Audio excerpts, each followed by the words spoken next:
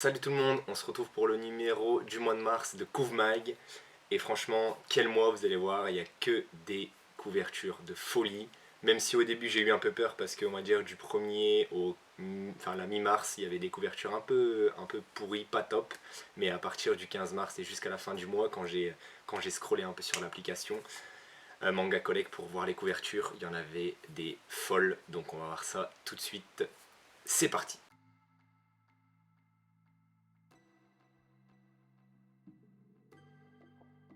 Et donc du coup, on commence avec Shaman King, le tome 13. Voilà, j'aime beaucoup déjà, premièrement, la couleur de la couverture. J'aime beaucoup les personnages et la façon dont ils sont chacun situés sur la couverture et leur posture. Voilà, avec leurs deux guns, ils sont prêts, je pense, au combat. Et franchement, j'aime beaucoup, ça me tente beaucoup. Mais voilà, une très très belle couverture pour commencer. Et je vais essayer de ne pas répéter cette phrase tout au long de la vidéo. Ensuite, à la 14e place, j'ai mis Nos différences enlacées, le tome 3. J'aime beaucoup ces couvertures également, franchement, pareil, il y a un petit truc qui se passe entre les deux filles, on dirait que c'est les mêmes en fait, on dirait que c'est les mêmes mais qui n'ont pas la même couleur de cheveux. On dirait qu'il y en a une qui est au travail et une qui est chez elle, c'est un peu bizarre, puisque là je viens de me rendre compte qu'il y en avait une qui était habillée classe et une qui était habillée un peu en jogging quoi, histoire de squatter chez elle. Mais j'aime beaucoup les couleurs utilisées, j'aime franchement voilà, la composition globale de la couverture. Ce que j'aime un petit peu moins par contre, c'est le titre qu'on voit pas trop à mon goût. Mais sinon, franchement, c'est encore du très beau travail. On enchaîne avec Day Dark, le tome 1. Voilà, une pépite que je vais m'empresser d'acheter ce mois-ci, puisque c'est une de mes pépites de 2022. Bref, déjà ce rouge qui claque, franchement, qui donne envie et qui nous met directement par contre dans l'ambiance, voilà, dans l'ambiance assez dark, comme le titre l'indique. J'aime le fait que le titre soit à l'arrière et qu'en premier plan en tout cas on ait mis le personnage avec sa petite tête de mort. Voilà, vous verrez un personnage très cool, très stylé.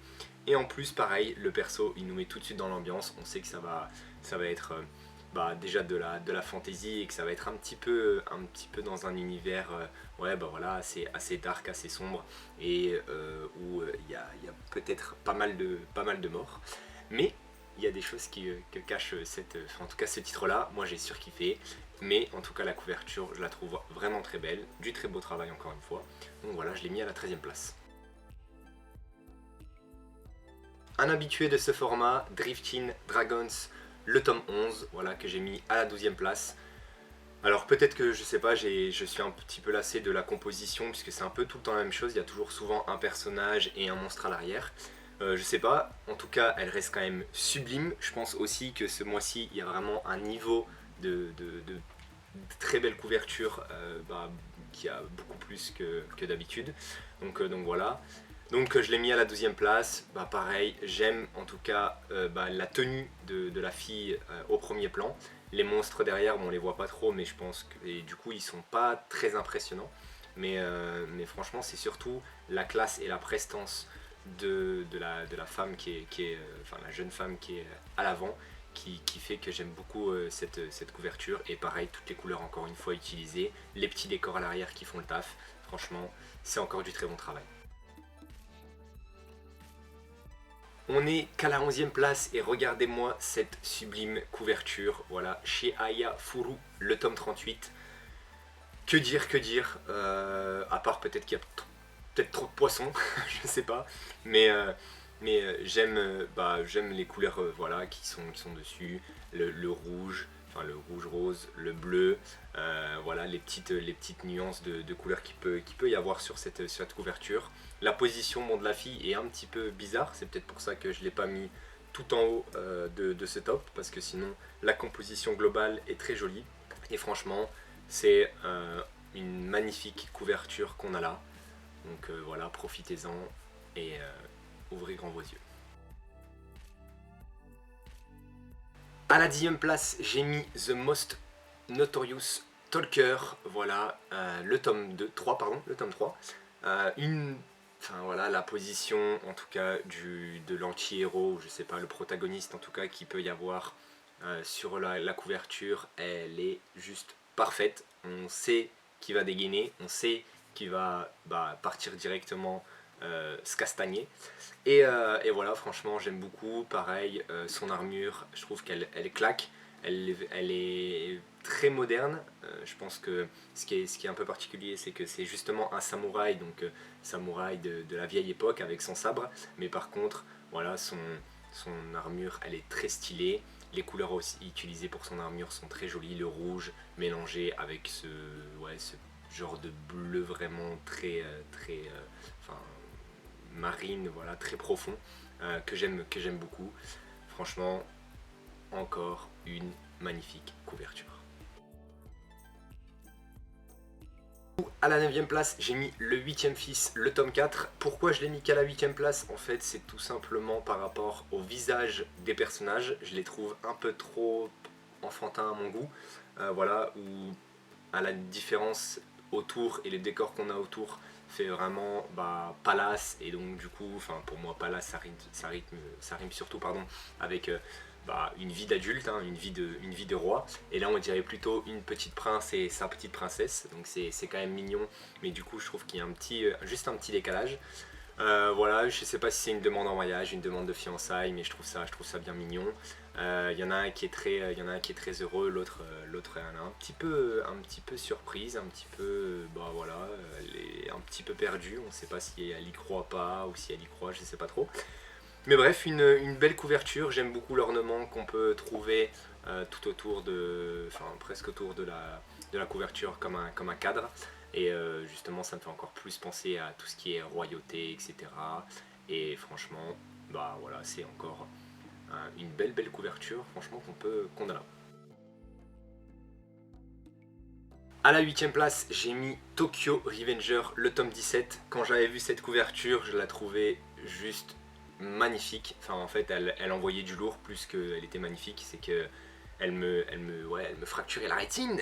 Non, mais elle était vraiment voilà, très belle dans sa composition. La tenue du perso, honnêtement, je la trouve très classe, même si dans la vraie vie, on peut pas du tout porter ça.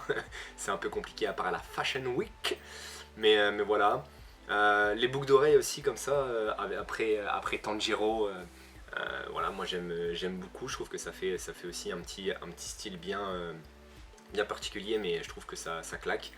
En plus, voilà, le perso, il envoie du très lourd, il est très charismatique.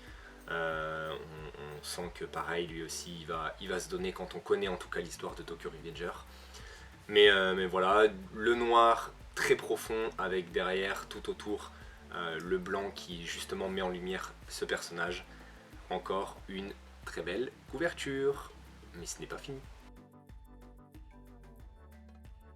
À la 7ème place, du coup, j'ai mis In This World's Stories. Donc là, c'est le tome 2. Je sais pas comment vraiment c'est composé ces différents tomes là, parce que c'est écrit Bad Company tome 1, mais c'est bien In This World's Stories tome 2. Bref. Voilà, franchement, une très belle peinture. Voilà, la couverture est très jolie. Ça me donne envie en tout cas de lire l'œuvre. Et le mec a subi, franchement il a subi, il est enchaîné sur un lit vraiment sans matelas, donc les vieux lits à l'ancienne comme pour torturer quelqu'un. Donc j'ai envie de savoir pourquoi il est là, j'ai envie de savoir comment ça se fait qu'il se retrouve dans cette situation. Et voilà, j'aime tout, franchement j'aime tout, le titre est au bon endroit, on met vraiment bien en évidence justement la souffrance et la douleur que peut ressentir le personnage qu'on voit dessus, donc une magnifique couverture.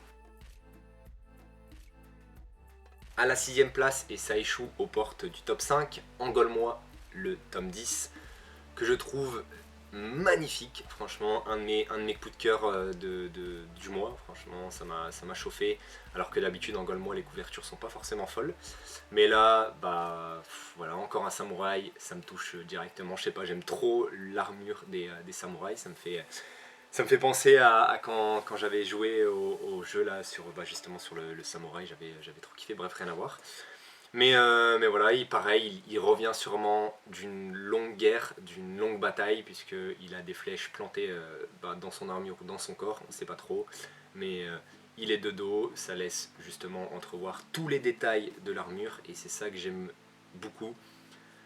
Les couleurs utilisées pareil sont très jolies, il y a un dégradé au fond entre le rouge et on va dire le sable, la couleur sable, qui font que justement ça met encore plus en lumière. Pareil encore une fois, le samouraï qu'on peut voir et voilà, j'aime tout, j'aime tout. Quand je vois que cette couverture elle est seulement 5ème alors que le travail effectué dessus c'est fou, il y a trop de détails, il y a beaucoup trop de, je pense, d'heures passées dessus. Mais voilà, je l'ai mis 5ème parce que j'estime que, bah, vous verrez après, il y en a d'autres qui sont juste sublimes également. Mais celle-là, elle me tape quand même bien dans l'œil. L'ornement encore fait la différence. Le titre, il est au bon endroit. Je trouve que ça met bien tout en lumière avec le titre bien en gros, bien en gras. Le petit 5 qui est entouré aussi pareil d'un petit ornement. J'aime beaucoup toute la composition voilà, que a pu faire l'auteur. Et ensuite derrière, la peinture qu'il met, voilà, enfin la cape, on va dire la cape ou la robe que la fille porte, avec pareil ces petites touches d'or, bah, ça fait la différence, c'est très joli, voilà, une couverture très paisible, mais ça nous laisse quand même bah, nous poser quelques petites questions concernant le visage qu'on peut voir dans la genre de lampe, voilà, que je trouve aussi extrêmement bien faite. Bref, il y a énormément de détails et franchement c'est du très beau travail et du très bon travail. Donc ça mérite, je pense, sa place de 5ème, tout simplement. J'ai mis à la 4ème place Candy and Cigarettes, le tome 9, tout simplement parce que bah, la fille qui est devant moi, voilà, j'ai pas envie de la faire chier, j'ai pas envie de l'emmerder, ça me donne envie en plus directement d'aller lire l'œuvre, franchement, je me dis, elle a son petit gun, elle a son petit scalpel, enfin, sa petite dague, voilà, avec justement tous les détails derrière de tous les immeubles bien distincts, on la met en avant. Bah, j'aime beaucoup les petites giclées de sang qui montrent que bah, voilà, il y a eu du grabuge. Et j'aime parce que bah voilà, elle est jeune, je pense qu'elle se laisse pas faire, je pense que c'est... Et en plus je connais un peu l'histoire, hein, c'est l'histoire d'une tueuse à gages pour ceux qui ne savent pas, il me semble, si je dis pas de conneries. Voilà, une jeune tueuse à gages qui bah, ne se laisse pas faire tout simplement. Mais je vous laisse profiter de la couverture parce que je l'adore, franchement, je l'adore. Regardez-moi encore cette magnifique et très jolie couverture, très paisible, voilà, avec ce... Enfin, on a envie d'avoir ce temps en ce moment, on a envie de partir en vacances près de la mer, voilà, dédicace à ma petite chérie qui attend que ça, on va y aller, t'inquiète pas, on va y aller. Mais du coup, Shine, le tome 15, à la 3ème place, voilà, la couverture, elle est magnifique, j'ai même pas besoin d'en rajouter, j'ai pas besoin forcément d'en dire plus. Je vous laisse juste regarder et profiter de ce petit bijou.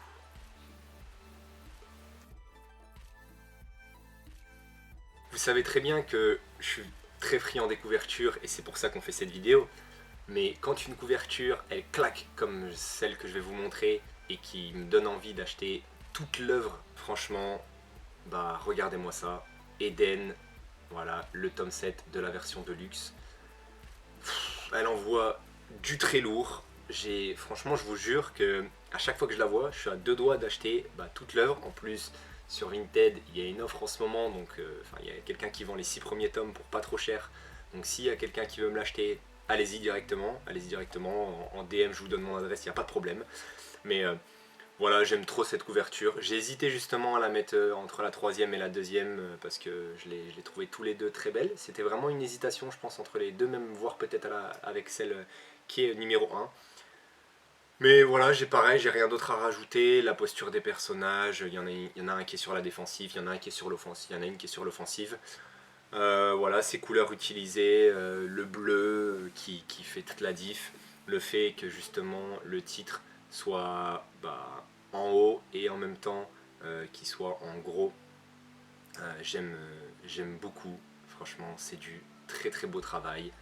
Voilà, j'ai juste envie d'aller l'acheter, franchement j'ai juste envie de craquer et d'aller détruire mon argent dans Eden. Bon, ça me rassure, quand là je revois la couverture du tome 1, je pense que c'est quand même mérité. Je la trouve exceptionnelle, franchement je la trouve exceptionnelle. Regardez-moi ça, voilà, je vous laisse le plaisir de regarder ça. Ces 4 personnages, ces 4 amis peut-être, en tout cas ces 4 bandes de potes, j'ai l'impression qu'ils sont potes, qui sont voilà, en haut d'un petit palais impérial du Japon, j'ai envie de dire, tout en haut d'une montagne, voilà, avec justement cet air pur, la neige qu'on peut apercevoir un peu en fond. J'aime tout, voilà, pareil, le petit cadre qu'il peut y avoir autour du titre. Et pareil, le 35 avec un rond, je trouve que ça fait la diff. J'aime beaucoup ce genre de mise en page. J'aime tous les personnages. Les personnages, je les trouve tous les 4 stylés. Ils ont des tenues stylées, ils sont dans des positions stylées. Tout est stylé. Je vais répéter stylé jusqu'à la fin, c'est trop stylé. Bref, non, c'est une merveille, pareil.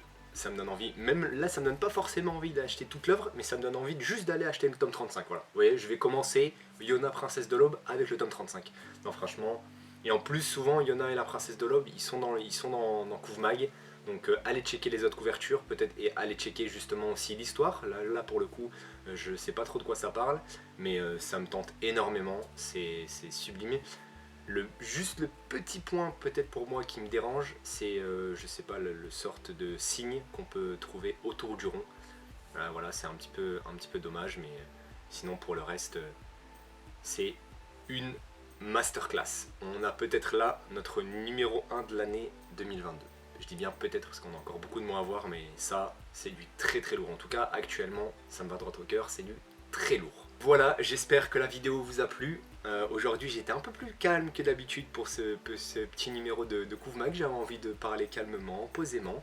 Voilà, de vous laisser profiter de ce petit voyage de couverture que j'aime toujours autant. Franchement, je trouve ça hyper classe et cool comme concept. J'aime trop faire ça. Vous voyez, j'ai le sourire aux lèvres juste de voir des très belles couvertures. J'ai envie d'en faire un livre. J'ai envie d'en faire un livre juste avec un livre. Le gros ch'ti que je suis sa mère. Bref, je vous dis à bientôt pour une prochaine vidéo. Salut!